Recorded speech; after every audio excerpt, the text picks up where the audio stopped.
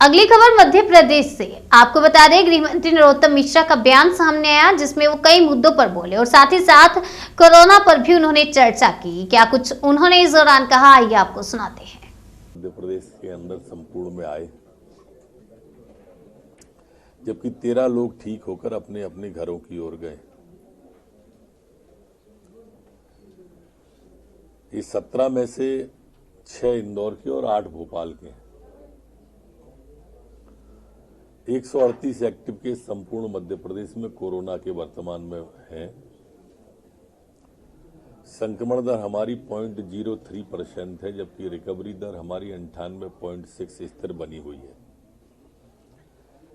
कल हमने प्रदेश में 53,571 सैंपल संपूर्ण मध्य प्रदेश में लिए।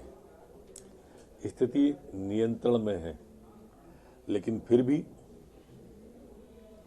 जहां जहां पड़ोसी राज्यों में ओमिक्रॉन की शिकायतें मिली हैं, हम वहां की सीमा पर चौकसी बढ़ा रहे हैं और एहतियात पूरी की पूरी चिंता के साथ लागू कर रहे हैं।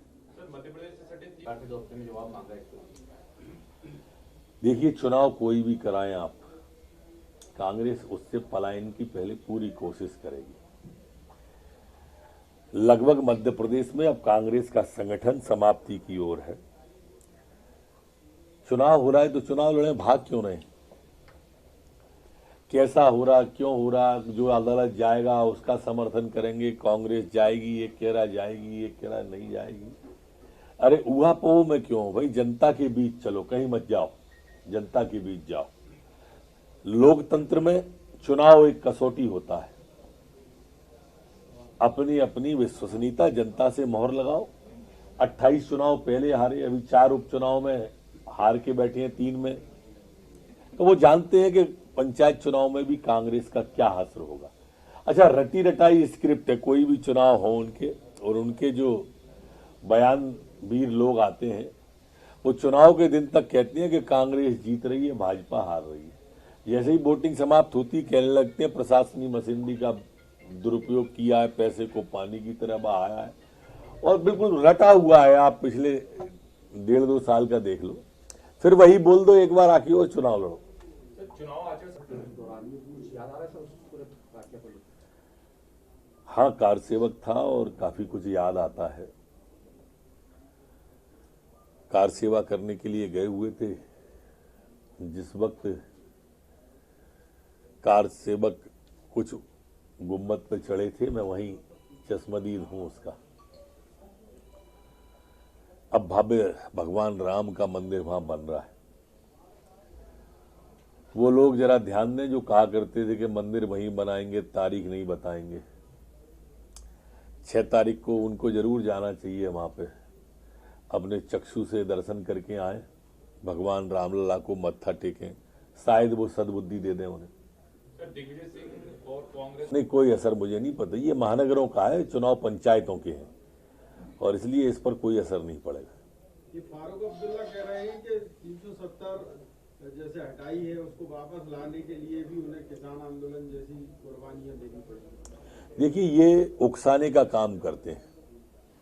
ये वही लोग हैं जिनने सीएए पर उकसाया था और महीनों धरना चलवाया था दिल्ली के अंदर, और बिरयानी भिजवाई थी। ये वही लोग हैं, ये चाहते हैं कि कैसे न कैसे देश में अशांति बनी रहे। देश के टुकड़े टुकड़े गैंग के समर्थक लोग हैं ये, और इसलिए वो ऐसे बयान दे रहे हैं। इनके बयानों से 370 नहीं हटने वाली अब। नो मास्क नो मूवमेंट जो शुरू किया है आपने, वो क्या इस तरह से जारी रहेगा? जनता से सावधानी के लिए तो कल मुख्यमंत्री जी स्वयं भी निकले थे। व्यवस्थाओं को देखने के लिए भी उन्होंने पहल की थी, लेकिन मध्य प्रदेश के अंदर हमारी कोशिश ये है इस बार कि हम तीसरी लहर को आने ही न दें, और इसके लिए जो आवश्यकताएं हैं उनकी पूर्ति कर ली गई है। जो संसाधनों की जरूरत है वो संसाधन की उपलब्धता कर ली गई है। और जो भी आवश्यकता पड़ेगी वो पूर्ति कर ली जाएगी। लगभग प्रदेश में एक्सिस ऑक्सीजन हमारे पास उपलब्ध है। पर्याप्त मात्रा में ऑक्सीजन के प्लांट हमारे प्रारंभ हो गए। रेमडेसिविर की पर्याप्त व्यवस्था है। आईसीयू की, वेंटिलेटर की, बेडों की सभी व्यवस्था सरकार के पास है। पूरी मुस्तैदी से सरकार चिंता कर रही है। चिंता की कोई बात नहीं।